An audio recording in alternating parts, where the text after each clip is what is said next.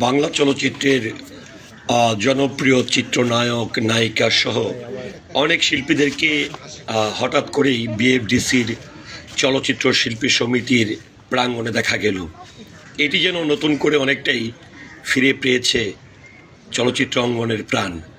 আমরা এই মুহূর্তে দেখতে পাচ্ছি বাংলা চলচ্চিত্রের 90 দশকের জনপ্রিয় চিত্রনায়ক নাইম, জনপ্রিয় খল অভিনেতা শিবা শানু, জনপ্রিয় অভিনেতা সুব্রত, জনপ্রিয় অভিনেতা মেহেদি, এবং আমরা এখানে আরও দেখতে পাচ্ছি যে জাদু আজাদ, কমল পাঠেগার সহ অনেককে কিন্তু আমরা এই মুহূর্তে বিএফডিসি প্রাঙ্গণে দেখতে পাচ্ছি। তো আসলে চলচ্চিত্রের বর্তমান অবস্থা খুবই খারাপ যাচ্ছে। তারপরেও যেন সেই যে চলচ্চিত্র শিল্পী সমিতি একটি সময় 90 দশকে কিংবা 80 দশকে যে একটি প্রাণ ছিল, সেটি অনেকদিন ধরেই কিন্তু চোখে পড়ছিল না। তবে এই গত 8ই এপ্রিল 2025 হঠাৎ করে কিন্তু এই চলচ্চিত্র শিল্পী সমিতি আবারও নতুন করে প্রাণ ফিরে পায়। তো যেহেতু আগের মতন এখন বাংলা চলচ্চিত্র নির্মাণ হচ্ছে না, আগের মতন 10টি 15টি ইউনিট একসঙ্গে এই বিএফডিসি প্রাঙ্গণে শুটিং করছে না, সেক্ষেত্রে কিন্তু অনেক তারকার সম্পর্কে কিন্তু সাধারণ মানুষ কোনো খোঁজ খবর পাচ্ছে না।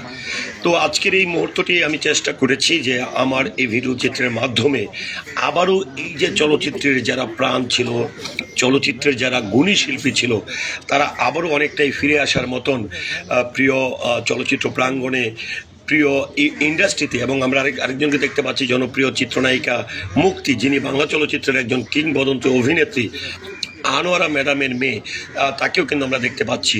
তো আসলে সব কিছু শেষে যেটি বলবো যে 2025 এই যে মুহূর্তটি, এই যে সুন্দর দৃশ্যটি, এটি নিশ্চয়ই সারা দেশের চলচ্চিত্র প্রেমীদের কাছে অনেকটাই ভালো লাগা এবং ভালোবাসার মতন হয়ে থাকবে।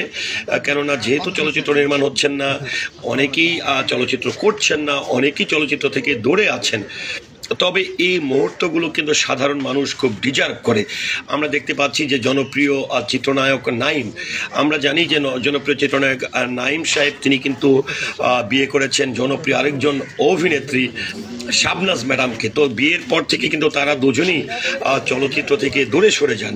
কিন্তু এই যে চলচ্চিত্র থেকে মাঝখানে অনেকদিন পর্দায় ছিল না বা বিএফডিসি প্রাঙ্গণে দেখা যেত না, আবার নতুন করে এই মানুষগুলো সেখানে পা রাখছে, তাদের আবির্ভাব নিশ্চয়ই এই সময়গুলো এবং এই মুহূর্তগুলোর মধ্য দিয়েই আবারও হয়তো বা বাংলা চলচ্চিত্রের সুদিন ফিরে আসবে। এবং এখানে আপনারা দেখতে পাচ্ছেন যে অনেক পুরাতন এবং গুণী শিল্পীরা একসঙ্গে বসে মত বিনিময় করছে, অনেক গল্প করছে।